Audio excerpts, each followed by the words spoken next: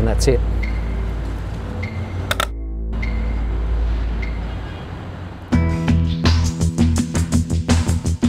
We've got a long trip ahead of us. It's couldn't be a more difficult challenge for an economy run. Two of the most heavily trafficked, congested cities in Australia, starting in Sydney, travelling towards Brisbane and hopefully into Brisbane.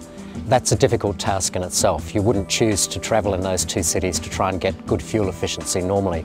But it's made worse by the fact that they're joined by the Pacific Highway, and we're doing it at peak traffic time, school holiday period. So we've got a major task ahead of us. The car's full of fuel. It was filled to the brim, checked and sealed by the NRMA. Our plan is to drive as far as we can up the Pacific Highway. We've got to clear the Sydney traffic. That's the challenge ahead of us. The terrain is the challenge. In our favour, we've got a high-performance engine in the i20, which is a 1.4 litre petrol engine, has continuously variable valve timing, an aluminium block and an offset crankshaft. And what that means is that the engine is designed to optimise every drop of fuel. High performance usually means high efficiency. So that is in our favour. It's really a battle of the engine versus the terrain.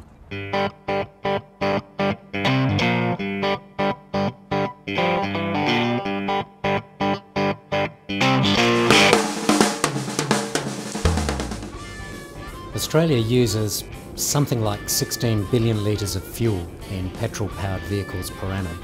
The average fuel consumption is 11 litres per 100. Now, if you look at a consumption of 4.5, that's something like 60% less fuel being used, which is a remarkable statement about the potential for saving fuel. It also puts cash in your pocket. I mean, based on that comparison to the 11 litres per 100 over 12 months, if you could pull your fuel economy back to, say, 5 litres per 100, it's probably going to be worth something like $1,200 extra in your pocket from driving a more efficient vehicle. Well, we've just arrived in Woodburn in the Northern Rivers region of northern New South Wales. We've covered 700 kilometres to this point, 250 k's to go, and I'm feeling a lot better that we're going to make it, I hope, fingers crossed, all the way to Brisbane.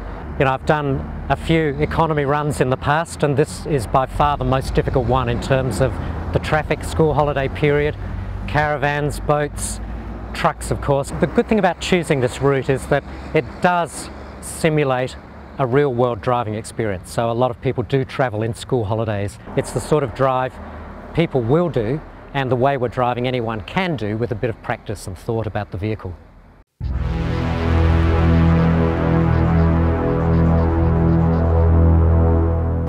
It's gridlock. Gridlock on the Pacific Highway. This has definitely turned against us at the moment. There's just nothing we can do about it. You know, the job is to be on the Pacific Highway, and peak holiday period, here we are in a traffic jam and we're stationary.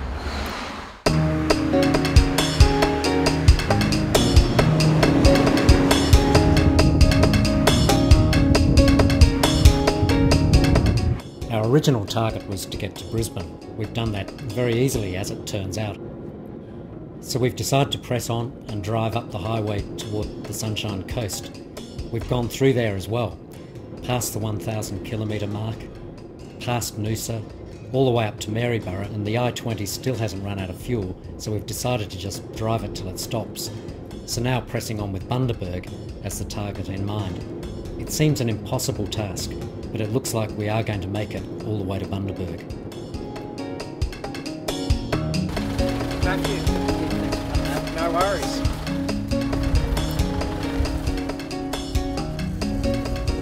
Here it comes.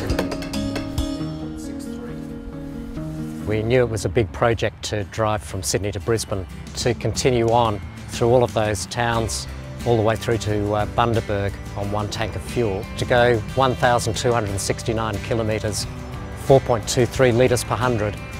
It is an astonishing achievement.